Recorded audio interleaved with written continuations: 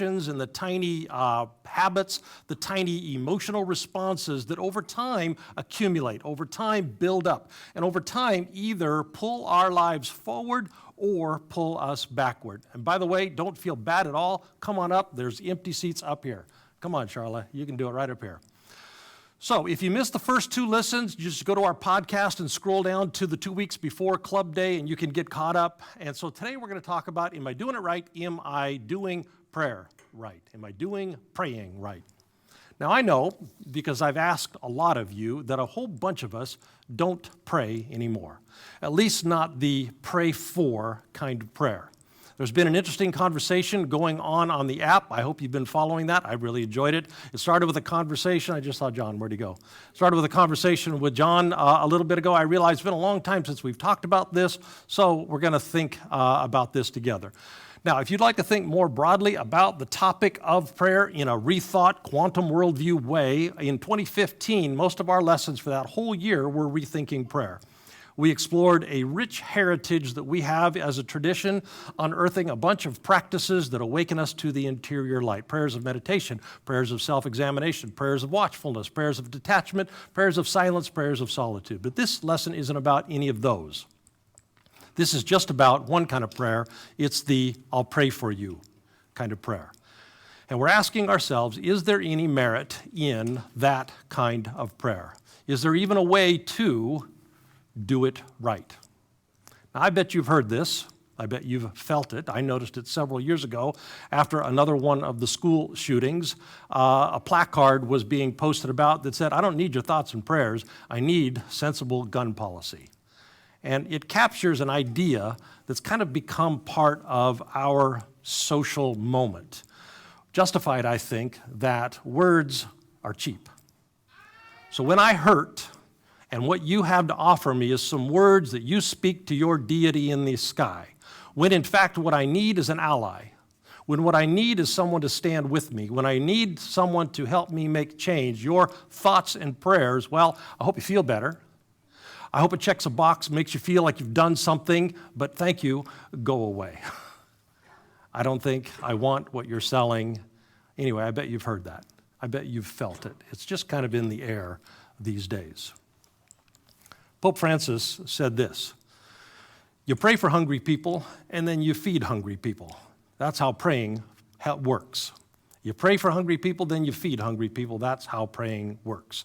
There's an internal part to the praying for, and that is often an awaken ourselves to a moment component. And then there is the second part, and the first part's kind of pointless without the second. If we don't do the doing something part, we don't recognize that praying for is also an action. It's also making things on earth as they are in heaven. It's also fixing what's broken. It's also repairing the world. Faith, our sacred texts tell us, faith without works is dead. Thoughts and prayers thrown out cheaply, without also healing what is wounded, without also repairing what is broken, is empty at best, and it actually starts to get toxic over time. So, this lesson, let's talk about praying for. Is there a right way? Is there a healthy way? Is there a helpful way to pray for? Now, that's about all I'm going to say about praying without doing, because I bet you're already uncomfortable with thoughts and prayers that are divorced from being part of the solution. I bet that thoughts and prayers already feel a little bit sketchy for you. So instead of talking more about that, I would like to approach the same question, but approach it from the opposite side, which would be this. Well, now, hold on a minute. When we stopped praying for, did we throw out some baby along with that bathwash? Because sure, it is pretty easy to see the empty part. It's pretty easy to see the toxic part. It's pretty easy to see the cheap part. But was there something in this concept of praying for that we might not have seen? Now, you won't be surprised. I'm going to suggest that there is, but that part won't happen until next week. So if all you hear is today, all you're going to hear is the bathwash part. You're not going to hear into the baby part. So if you were part of a common thread back when we were in our CC, we were thinking about a lot of stuff and fundamentally deconstructing and reconstructing a whole bunch of stuff around what it means to be Christian. Our narrative, our practices, all the stuff that we had inherited, we were going through that. And as we were deconstructing and reconstructing a whole bunch of things, we hit on an approach, a way to go forward that helped guide us, and it was this. We would run into some ancient idea, some ancient practice, something like prayer, or something like God, or something like sin, something. And that ancient concept would have had developed over time the same kind of toxic overtones that praying for has developed. Now, that happens.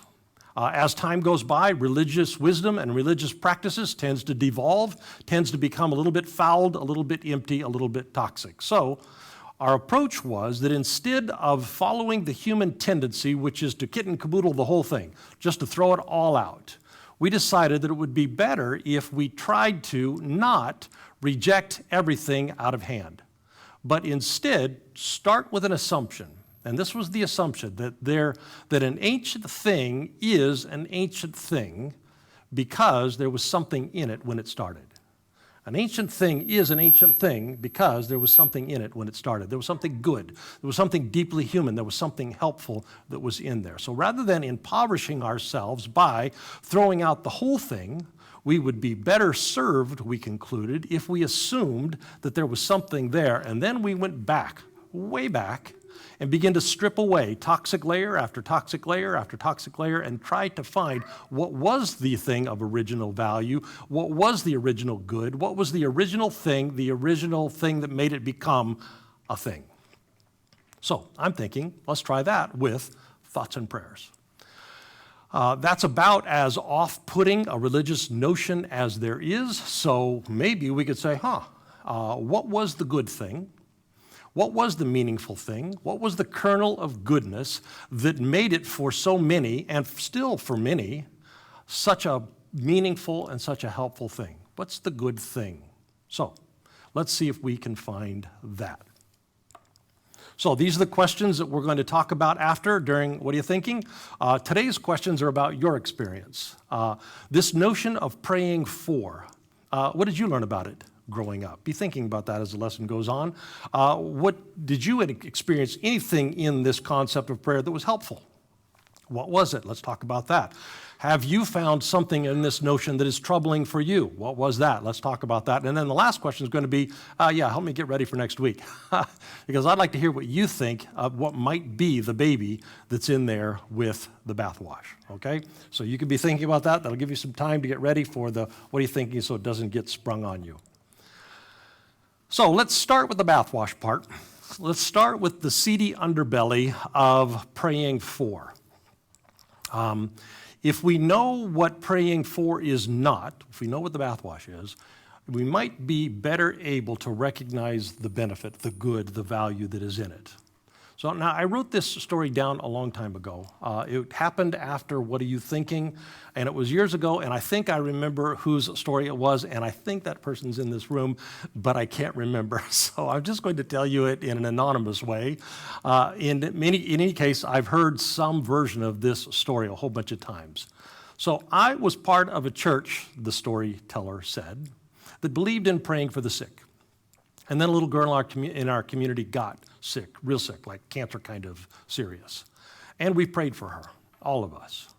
And we fasted, all of us. We prayed hard and we prayed long. We prayed devout and we prayed pious. And then the little girl died. And we didn't say it out loud because these would not have been the approved talking points in that community. But for more than a few of us, that was kind of the first step out the door. Because it's hard not to conclude that either God is heartless and uncaring, or this whole concept of God is just a sham, or prayer is just wishful thinking, or, and this one is unfortunately very common, there's a reason why God didn't answer our prayer. There's something wrong with us. We are too sinful, or we should have prayed different, or we should have prayed harder, or we should have prayed better. Now, if you didn't grow up in a church that kind of taught that way, I did, you might not know what a visceral struggle that is and what a really hard concept that is to overcome.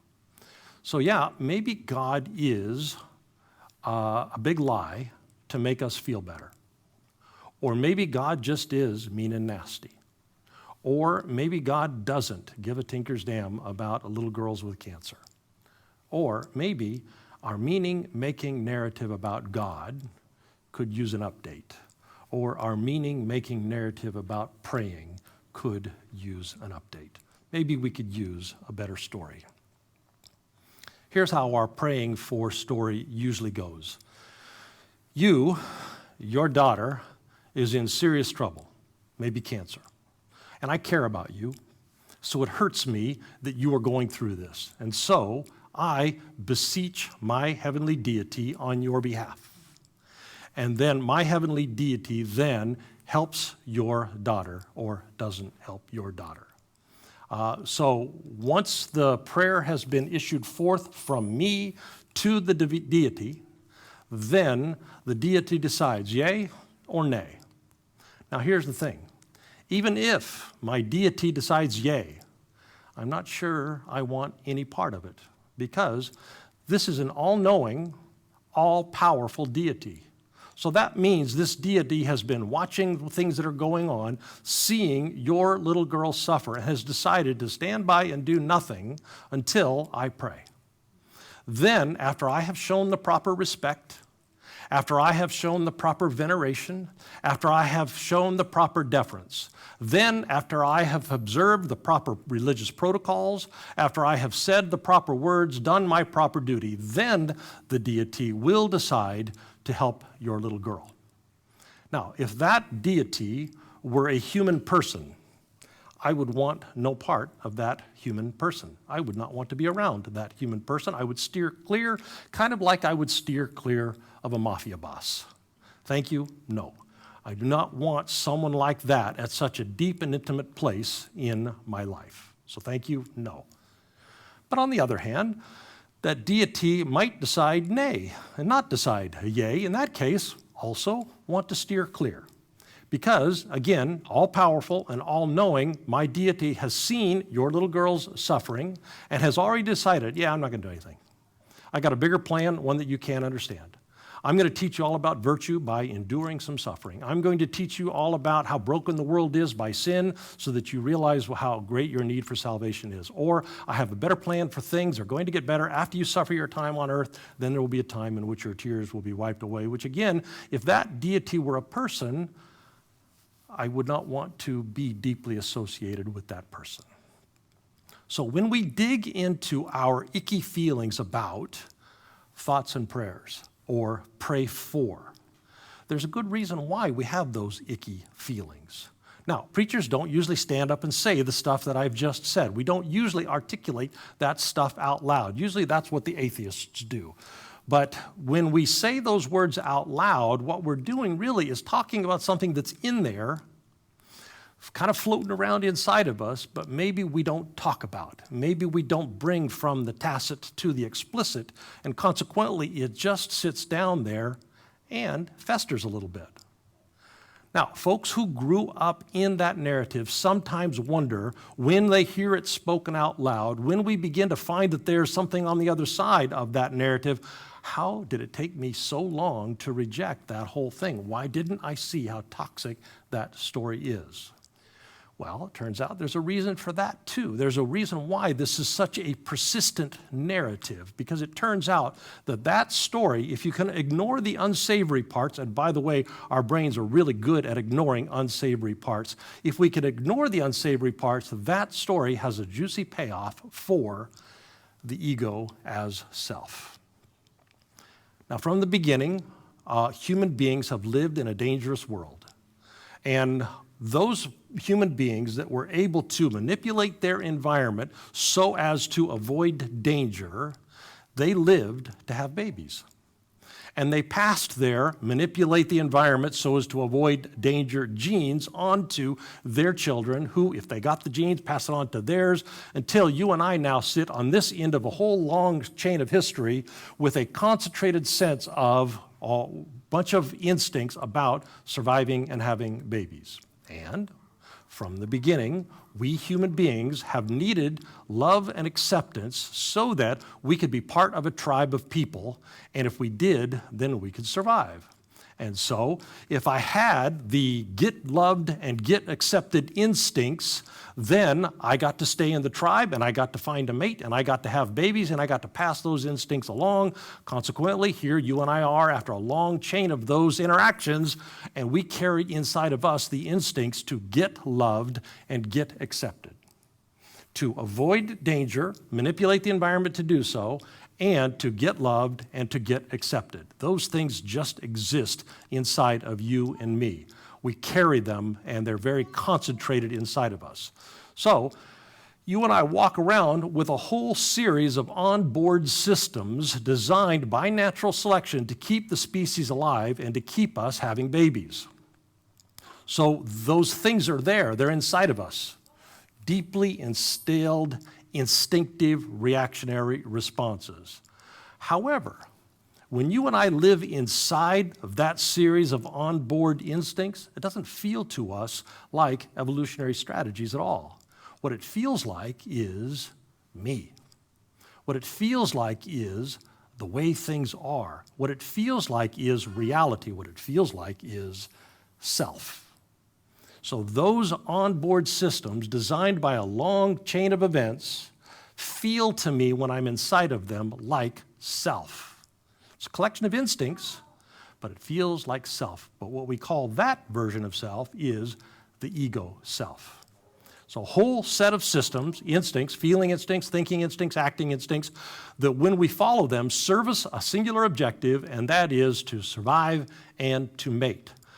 But inside of those systems, we feel like we've constructed a version of self called the ego self. It's hardwired not to find truth, not to find beauty, not to access deeper reality, but in a certain set of environmental contexts to live, survive, procreate.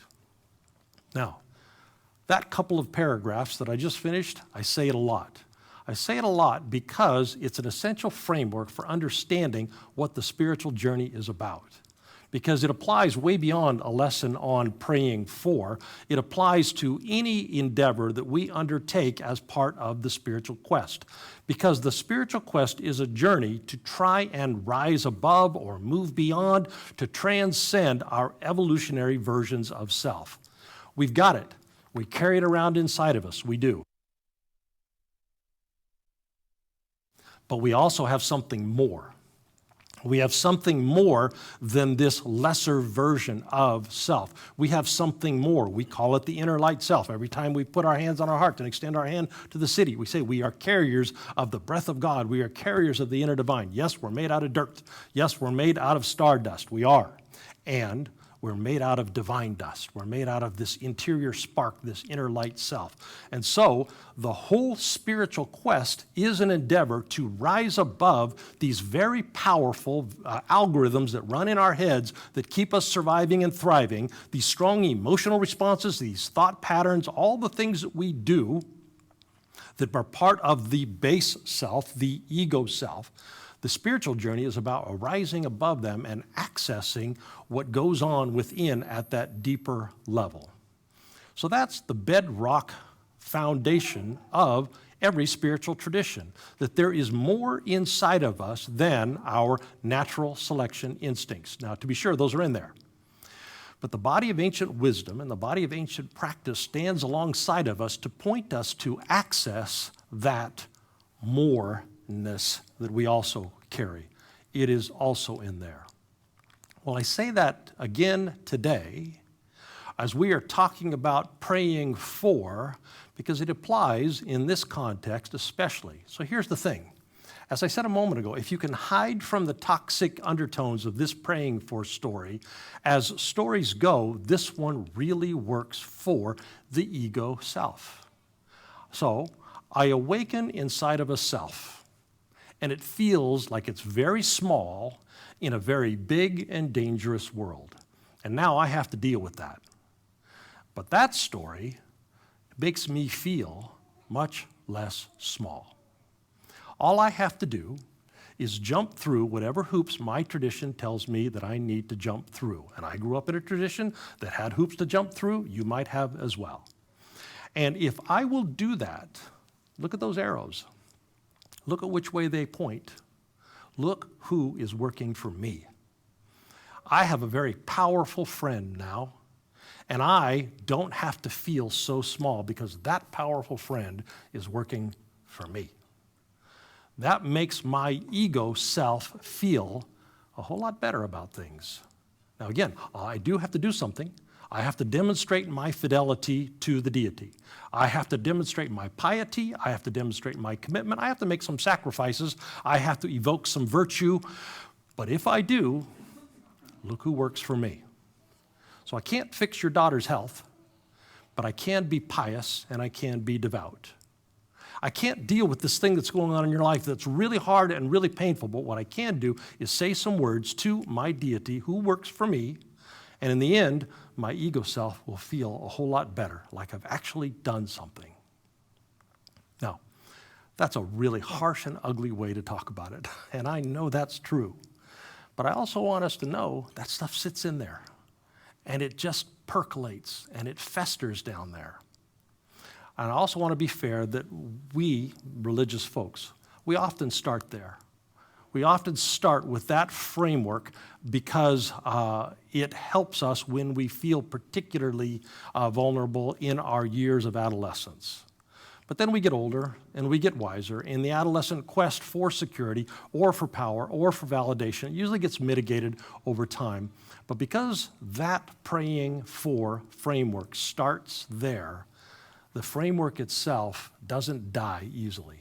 It kind of keeps echoing on, echoing on, echoing on. And so long after you may have updated your narrative about God, updated your narrative about prayer, the visceral feelings that go with that may still be in there in small, unseen ways, ways that eventually bring us to the place where we say, I just got to chuck it all.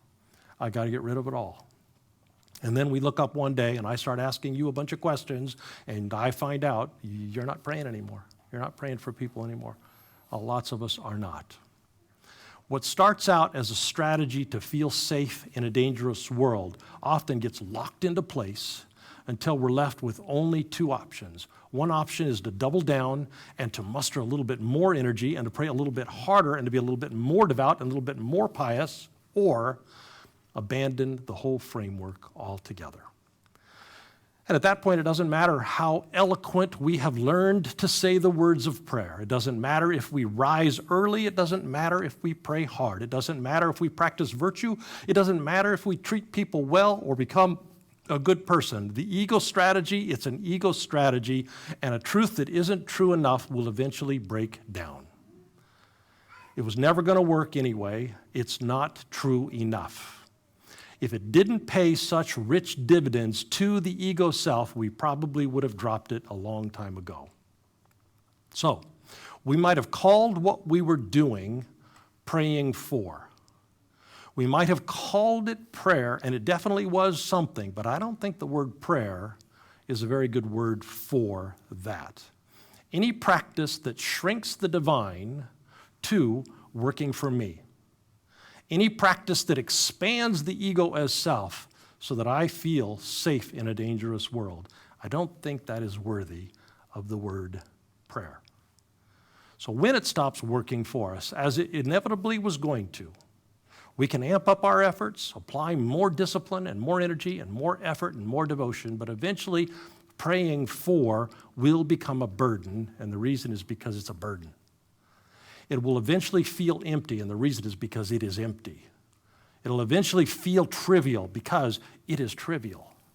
It'll eventually become a taskmaster because ego is a taskmaster. Shrink the divine, expand the ego, and it doesn't matter if we call it prayer. It's going to stop working. Now, I'm going to suggest next week that there's another story and there's another framework. Now, be warned, it's going to get weird. But that's okay. The quantum world just is weird. Have you run into superpositioning? Okay, that's just weird stuff. So when we start thinking about the world in a different framework, it feels very, very different. And it doesn't feel like what we grew up thinking.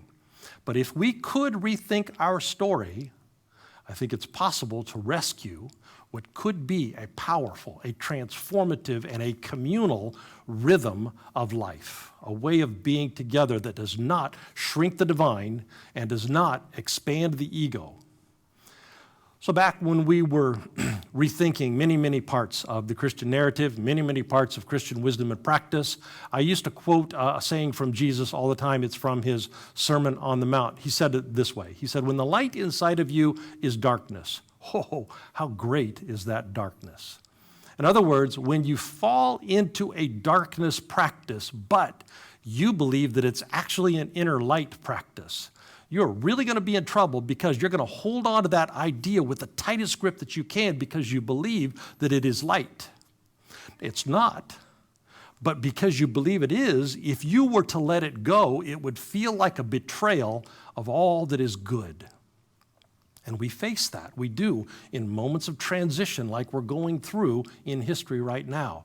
And consequently, it is often the case that we paint ourselves into a religious corner, having to hold on to some practice because we believe that it is light, when in fact it is darkness.